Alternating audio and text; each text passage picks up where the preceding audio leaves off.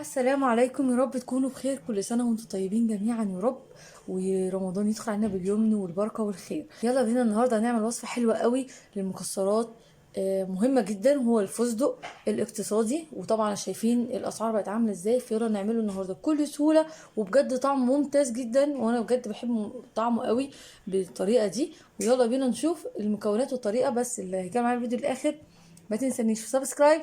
ويلا بينا على الطريقة. اول حاجه بيكون معايا فول السوداني المصري الاصيل بتاعنا. عايزه ربع كيلو من الفول السوداني، ويكون ني. انا مش عايزاه يكون متحمص او الكلام ده كله، انا عايزاه ني زي ما احنا شايفين كده. بجيب السوداني المتقشر واللي مش متحمص معانا في الكبه. عايزه اجرشه جرشه بسيطه جدا، مش عايزاه يكون ناعم خالص.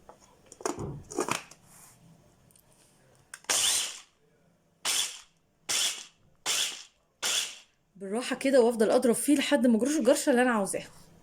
بعد كده بيكون معايا حاجة أساسية جدا، هو لون الجيرل وهو اللون الأخضر. عند أي مستلزمات حلواني أو عند عطارين الكبار هتلاقوه بكل سهولة، اللون الأخضر. عايزة أقول لكم كمان، لو مش متاح عندكم اللون الجيل، اللون الأخضر جيل، ممكن تستخدمي بودر، مفيش أي مشكلة معايا خالص.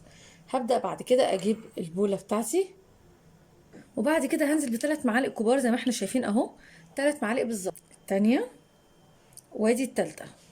في المرحلة دي أو في الوقت ده، لو أنا عايزة أضيف البودر، اللون البودر زي ما احنا لسه قايلين هنضيفه. هبدأ بعد كده أجيب اللون الأخضر وأبدأ أنزل، وده طبعا حسب الذوق بتاعكم بقى، إن أنا أظبط اللون عشان يكون الخضار بتاعه يكون مناسب بالظبط.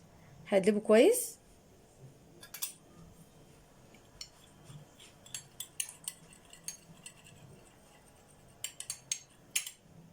تقريبا ده كده اللون مناسب قوي. احط نقطة كمان صغيرة، وقعت مني لون كمان، واحدة كمان، خلاص بقى النصيب. هقلبه كويس قوي كده مع بعضه. زي ما قلت لكم، لو بودر مفيش اي مشكله، برضو هتضيفوه في الوقت ده. هنا بقى هجيب بوله تانية وابدا انزل بالسوداني اللي جرشناه مع بعض زي ما انتم شايفين. بصوا مجروش ازاي، انا مش عاوزاه يكون مطحون جامد، انا عاوزاه مجروش زي ما احنا شايفين اهو. هو ده الشكل اللي انا عاوزاه. هبدا بقى اجيب الميه باللون بتاعي، وابدا اروح ضيفاه كده واقلبه كويس جدا. هقلبه كويس جدا جدا جدا. بس كل ما بقلب وبيتشرب كل ما بيتشرب اللون بيغمق ازاي، عشان بس ما تتغشوش فيه. انتوا ممكن تقولوا لا ما داش اللون اللي انا عاوزاه، بس يكون هو لسه هيظبط اكتر من كده. قلبته كويس جدا بالشكل ده. هبدأ بقى اسيبه تقريبا كده، يعني حلو قوي. نزود لون كمان شوية ونقلب كويس قوي. والله العظيم اساسا ريحته فظيعة. خلاص اللون كده حاسه ان هو بقى تمام جدا. هبدأ بقى اسيبه يتشرب ساعة كاملة. هنا خلاص بقى بعد الساعة ما عدت، وده اللون زي ما احنا شايفين اهو. خلاص كده السوداني بتاعي او الفستق. هجيب صينية تيفال او صينية ألمونيوم، اي حاجة، واحط فيها ورقة زبدة وانزل بكل الكمية. ندخل على الفرن، ويدخل على درجة حرارة، اقل درجة حرارة عندك. كده بقى هندخله الفرن لحد ما يجف تماما، من 10 لربع ساعة. وهنا بقى خلاص بعد ما خد ربع ساعة بالظبط في الفرن. بصوا شكله وجماله. فستق ده ولا مش فستق؟ ها يا متعلمين يا بتوع المدارس. فستق ده ولا مش فستق؟ هناخد جزء منه واخليه ناعم اكتر من كده. انا بحب جزء وجزء، جزء يكون شكله باين كده بالشكل ده، واحب جزء تاني بيكون ناعم قوي. يلا بقى نشوفه بعد ما نعمل. بجد حلو جدا، جربوه مش هتندموا.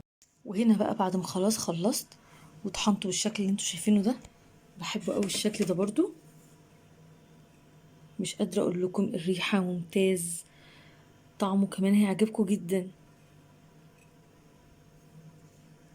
وده كده الشكل النهائي بتاعي للفستق او للسوداني الاقتصادي. عملنا الشكلين الشكل ده فعلا بقى مميز ازاي، وتقريبا يعني محدش يقدر يفرقه عن الفستق الاصلي زي ما انتوا شايفين.